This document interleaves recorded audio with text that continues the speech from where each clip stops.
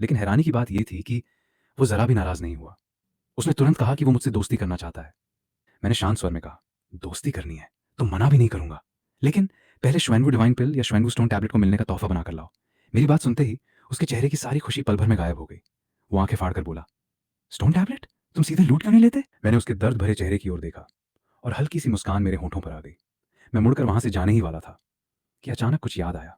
मैंने कदम रोक लिए और उसकी ओर देखकर कहा, वैसे अगर तुम सच में दोस्त बनना चाहते हो तो ये पूरी तरह नामुमकिन भी नहीं है।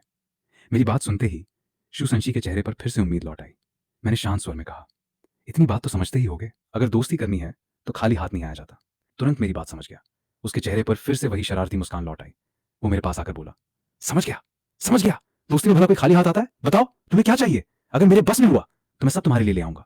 मैं तो इसी बात का इंतजार कर रहा था। मैंने धीरे से कहा, सुना है तुम शुआनमिंग क्लैन के सीधे उत्तराधिकारी हो। तुम्हारे क्लैन की शुआन वाटर पिल और शुआनवू डिवाइन पिल काफी मशहूर है। मैंने आज तक उन्हें चखा नहीं है, सोचा इस बार उनका स्वाद भी चख लूं। मेरी बात सुनते ही शिव संशी के चेहरे की मुस्कान तुरंत गायब हो गई। वो वहीं का वहीं जम गया, आंखें फाड़कर मेरी ओर देखने लगा। फिर जोर से बोला, क्या तुम पागल हो गए हो? क्या तुम्हें लगता है कि शुआन वाटर पिल और शुआनवू डिवाइन पिल सड़क पर मिलने वाली टॉफियां हैं? मैंने उसके चेहरे की ओर देखा और हल्की सी मुस्कान के साथ कहा, अरे मैं तो बस मजाक कर रहा था। ये सुनते ही शिव संशी ने राहत की लंबी सांस ली कि मैं फिर बोला, इतनी ज्यादा भी नहीं चाहिए, बस 10 श्वानवू डिवाइन पिल्स दे देना। उसका चेहरा फिर से उतर गया। वो लगभग चिल्लाते हुए बोला, 10? तुम जानते भी हो कि श्वानवू डिवाइन पिल किस दर्जे की दवा है। वो हमारे श्वानमिंग क्लैन की सबसे कीमती ट्रेजर पिल है। ज्यादा से ज्यादा मैं तुम्हें 2 गोलियां दे सकता हूं, इससे ज्यादा सच में मेरे पास नहीं है। मैंने कुछ पल चुपचाप सोचा, फिर सिर हिलाकर कहा, 2 गोलियां? इतनी कम? उससे तो ठीक से स्वाद भी नहीं आएगा। शिव संशी ने दांत भींच लिए। आखिरकार उसने भारी मन से कहा, 2 ही मेरी आखिरी सीमा है। ये दोनों गोलियां भी मेरे निजी संग्रह का आधे से ज्यादा हिस्सा है। अगर तुम फिर भी तैयार नहीं हो तो ये दोस्ती यहीं खत्म समझो। उसके चेहरे पर ऐसा भाव था मानो कोई अपना ही मांस काट कर दे रहा हो। मैंने उसकी ओर ध्यान से देखा, समझ गया कि वो सचमुच अपनी आखिरी सीमा तक आ चुका है। मैंने हल्का सा सिर हिलाया, ठीक है 2 गोलियां ही सही। सौदा तय होते ही शिव संशी के दिल में जोर का दर्द उठा। उसने दांत भींच लिए, लेकिन आखिरकार वो कड़वी मुस्कान के साथ मान गया। तुम्हारा दिल, तुम्हारे मार्शल सोल जितना ही काला है। उसी समय डीन के कार्यालय में यान शाओजे मेरे बारे में मौजूद सारी जानकारी ध्यान से देख रहे थे।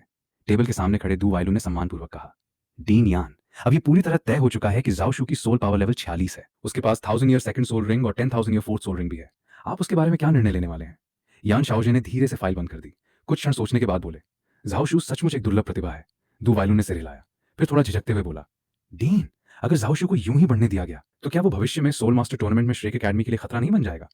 यान शाओजे हल्के से मुस्कुराए, फिर शांत स्वर में बोले, वाइलू, तुम श्रेक एकेडमी के असली प्रतिभाशाली छात्रों को बहुत कम आंक रहे हो। मान लो अगले टूर्नामेंट तक जाओशू लेवल 50 सोल किंग भी बन जाए तो उससे क्या फर्क पड़ेगा?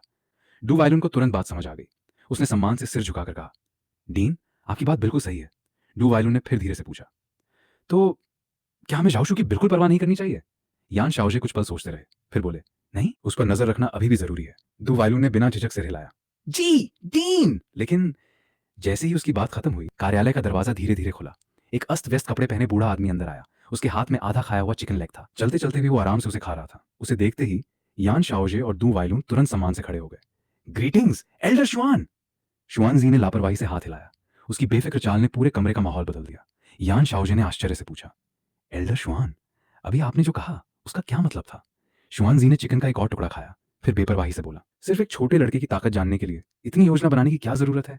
मैं खुद जाकर उससे 2 हाथ कर लूंगा और उसी समय उसकी सारी असली ताकत समझ जाऊंगा। यान शाओजे ये सुनकर हल्का सा मुस्कुराया, फिर सावधानी से बोला, एल्डर शुआ, क्या ये ठीक रहेगा? आखिर आप लेवल 98 सुपर डूलियो हैं और जू शू सिर्फ 14 साल का लेवल 46 सोल एंसेस्टर है। शुआन जी ने बिल्कुल भी परवाह नहीं की। उसने शराब की एक लंबी घूंट भरी, फिर हंसते हुए बोला, शाओजे, तुम गलत समझ रहे हो। मैं उसे परेशान करने नहीं जा रहा। मैं तो बस एक बड़े के नाते उसे थोड़ा मार्गदर्शन दूंगा और साथ ही उसकी असली क्षमता भी देख लूंगा। ये सुनते ही यान शाओजे की आंखें चमक उठी। वो तुरंत मुस्कुराया, कमाल है एल्डर शुआन, इस तरह बाहर वालों को भी कोई शिकायत नहीं होगी। पास खड़े दू वाइलुन ने भी तुरंत सम्मान से झुककर कहा, एल्डर शुआन की दूरदर्शिता सचमुच अद्भुत है। शुआन जी मुस्कुराया, चिकन लेग का आखिरी कौर खाया। ठीक है, कुछ दिनों में मैं खुद उस जाओशू से मिलकर आता हूँ। क्लास खत्म होने के बाद मैं नए छात्रों की कक्षा की ओर जा रहा था।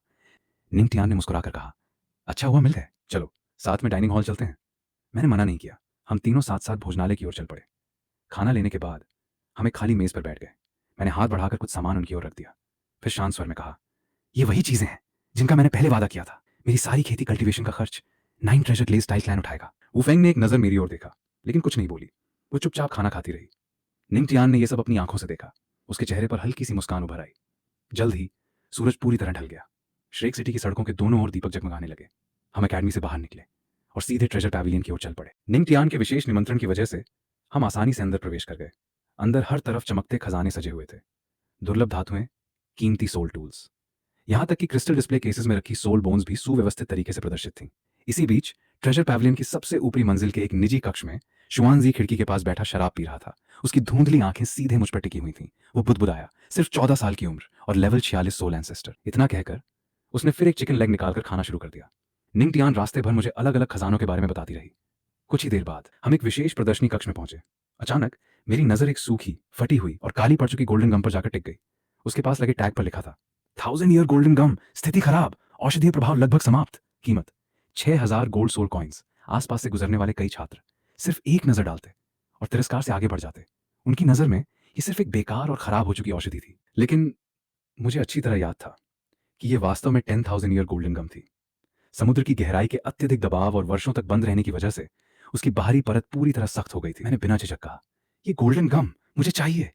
निंग टियान ने हैरानी से मेरी ओर देखा। वो बोली, ये तो खराब हो चुका सामान है, इसे खरीदने का कोई फायदा नहीं है। मैंने ज्यादा कुछ नहीं समझाया, बस शांत स्वर में कहा, मुझे इसकी जरूरत है, ये देखकर कि मैं मजाक नहीं कर रहा। निंग टियान ने बिना कोई सवाल किए तुरंत भुगतान कर दिया। मैंने गोल्डन गम वाला लकड़ी का डिब्बा उठाया और आराम से उसे अपने स्टोरेज सोल टूल में रख लिया। उसके बाद हम तीनों ट्रेजर पैविलियन के अंदर आगे घूमते रहे। पूरे अंदरूनी हिस्से का चक्कर लगाने के बाद हमने अपना सारा सामान समेटा और ट्रेजर पैविलियन से बाहर निकल आए। इस समय तक रात पूरी तरह छा चुकी थी। श्रेक सिटी की सड़कों पर रोशनी जगमगा रही थी, हल्की ठंडी हवा चल रही थी। अचानक चारों तरफ का माहौल बदल गया। जो ठंडी हवा अभी तक चल रही थी वो एकदम थम गई। पूरी सड़क पर एक भयानक और अदृश्य दबाव छा गया। कोई विस्फोट नहीं हुआ, नहीं सोल पावर की कोई तेज लहर उठी। हमारे सामने सड़क के बीचों बीच अचानक एक बूढ़ा आदमी दिखाई दिया। उसके कपड़े फटे पुराने थे, कमर पर एक पुरानी शराब की बोतल लटक रही थी, होठों पर अब भी चिकन का तेल लगा हुआ था।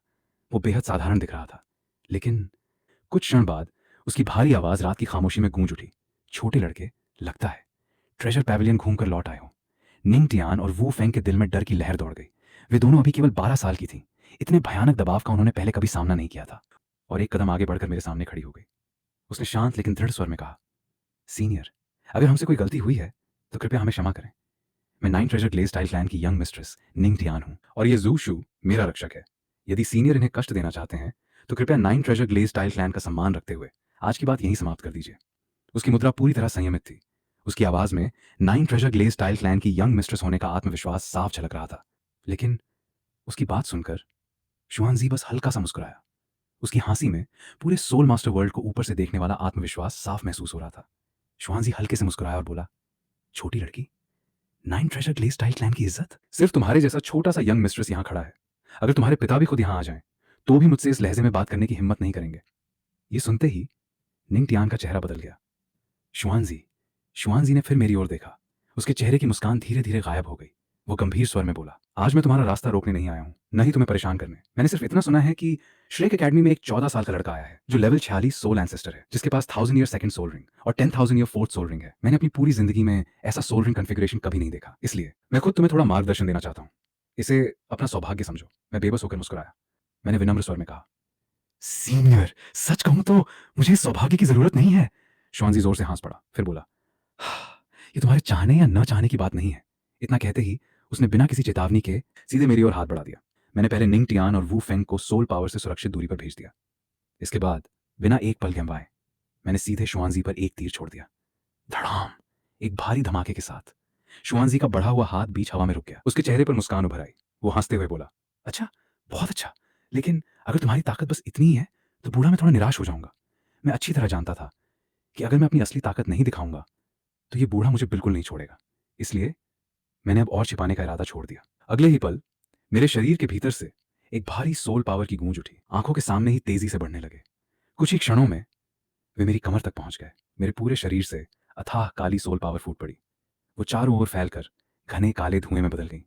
आसपास की हवा बेकाबू होकर गरजने लगी। मेरी बैंगनी आंखें सीधे श्वानजी पर टिकी हुई थी। हालांकि मेरी सोल पावर अभी भी केवल लेवल 46 सोल एंसेस्टर की थी, लेकिन उस पल जो आभा मेरे शरीर से निकल रही थी वो एक उच्च स्तर के सोल एम्परर से भी कम नहीं थी। निंग टियान और व्यू फेंग पूरी तरह स्तब्ध रह गईं।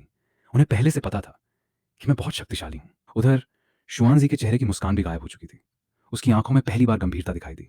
बिना एक शब्द बोले मैंने अपना हाथ उठाया और सीधे उसकी ओर इशारा किया। फिर मैंने धीमे स्वर में कहा, इस क्षण से मैं ही धनुष हूं, मैं ही तलवार हूं। मेरी नजर जहां तक पहुंचेगी वही मेरी मार की सीमा होगी। मेरे शब्द समाप्त होते ही मेरी उंगलियों के सामने आग का एक चमकता हुआ तीर प्रकट हो गया। उसमें से निकलती भयानक गर्मी के कारण आसपास की हवा तक लहराने लगी। शुआनजी का चेहरा गंभीर हो गया। उसके दिल में भारी हलचल मच चुकी थी। एक लेवल 98 सुपर डुलुओ होने के नाते खतरे को महसूस करने की उसकी क्षमता बेहद तीव्र थी। सामान्य परिस्थितियों में एक लेवल 46 सोल एंसेस्टर का हमला उसके लिए किसी मायने नहीं रखता, लेकिन अगले ही पल लाल अग्निबाण बिजली की गति से उसकी ओर बढ़ा। शुआनजी की आंखें सिकुड़ गईं। उसके मन में तूफान उठ चुका था। वो अच्छी तरह समझ गया था कि यह हमला बिल्कुल साधारण नहीं है, लेकिन वो लेवल 98 सुपर डुलुओ था, पूरे महाद्वीप के सबसे शक्तिशाली लोगों में से एक। उसने ठंडी आवाज में कहा, छोटी सी चाल और मेरे सामने दिखावा। वो अपनी जगह से हिला तक नहीं।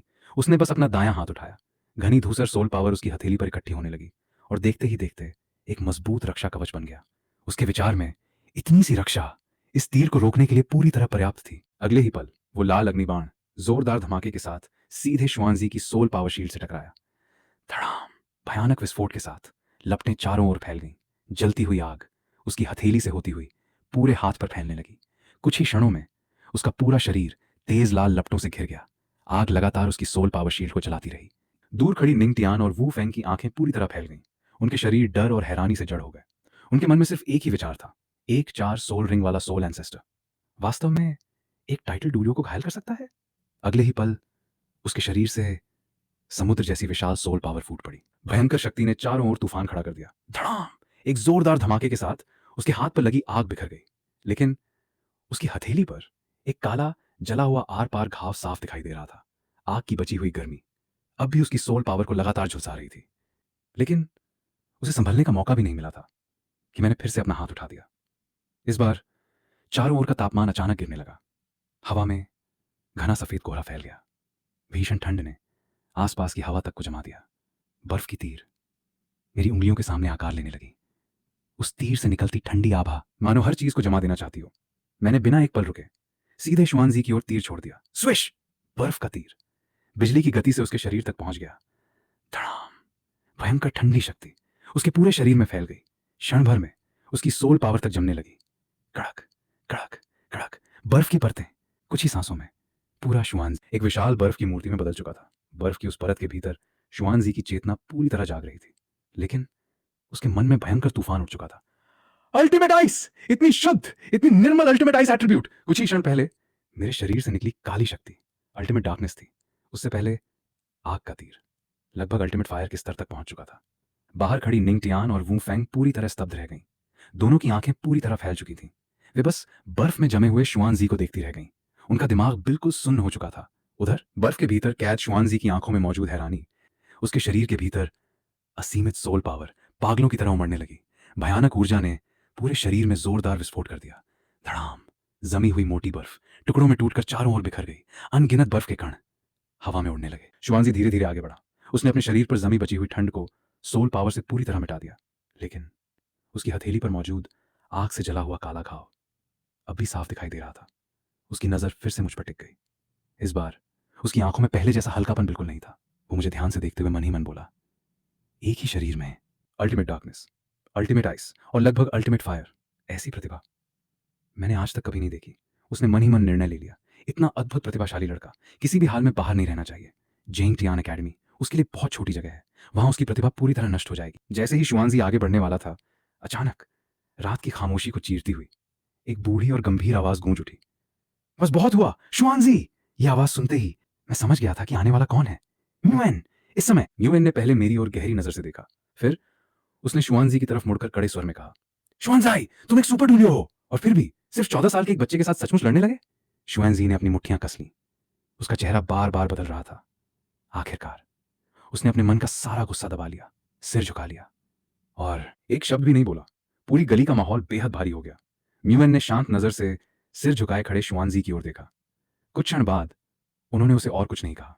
फिर उन्होंने धीरे धीरे अपना ध्यान मेरी ओर मोड़ा। शाम की ठंडी हवा धीरे धीरे हमारे कपड़ों को छू रही थी। मैं श्रेक एकेडमी के सबसे बड़े व्यक्ति के सामने भी बिल्कुल शांत खड़ा था। मेरे चेहरे पर न घबराहट थी और न ही डर। म्यूएन ने हल्की मुस्कान के साथ कहा, बच्चे, अभी जो कुछ हुआ उसके लिए सचमुच मैं ही जिम्मेदार हूं। मैं तुमसे माफी मांगता हूं। मैंने बिना भाव बदले कहा, माफी की जरूरत नहीं है। अगर आज रात मैं सचमुच यहीं मर भी जाता तो मुझे कोई शिकायत नहीं होती, क्योंकि इस दुनिया में ताकत ही सब कुछ तय करती है। म्यून ने मेरी बात सुनकर संतोष से सिर हिलाया, फिर शांत स्वर में बोले, सच कहूं, मुझे उम्मीद नहीं थी कि इतनी कम उम्र में तुम्हारी सोच इतनी परिपक्व होगी। मैं मन ही मन बेहद असहज हो गया। मैं श्रेक एकेडमी के इन बूढ़ों से ज्यादा बातचीत नहीं करना चाहता था। उन्होंने औपचारिक बातें छोड़ दी। उनका चेहरा गंभीर हो गया। उन्होंने सीधे कहा, बच्चे, मैं साफ साफ बात करता हूं, तुम्हारे पास अल्टीमेट डार्कनेस एट्रीब्यूट है। ऐसी मार्शल सोल पूरे महाद्वीप में बेहद दुर्लभ है। अगर तुम श्रेक एकेडमी छोड़कर बाहर चले गए और दूसरे सोल मास्टर्स को तुम्हारी मार्शल सोल का पता चल गया तो वे बिना कुछ सोचे तुम्हें ईवल सोल मास्टर घोषित कर देंगे। उस समय पूरा सोल मास्टर वर्ल्ड तुम्हारा दुश्मन बन जाएगा और तुम्हारे लिए कहीं भी छिपने की जगह नहीं बचेगी। तुन शी शिंकोंग की दुनिया में आ गए। आप पहले सोचते थे ये तो बस एक नॉर्मल हाई स्कूल वाली दुनिया है, पर एक दिन टीवी पर एक्सट्रीम मार्शल आर्ट्स जिम का एडवर्टाइजमेंट देखा, तब पता चला कि ये तो स्वॉलोड स्टार की ही दुनिया है। ये जानते ही सबसे पहले आपके दिमाग में आया लुओ फेंग के पैर छूने चलें, भले ही ये किसी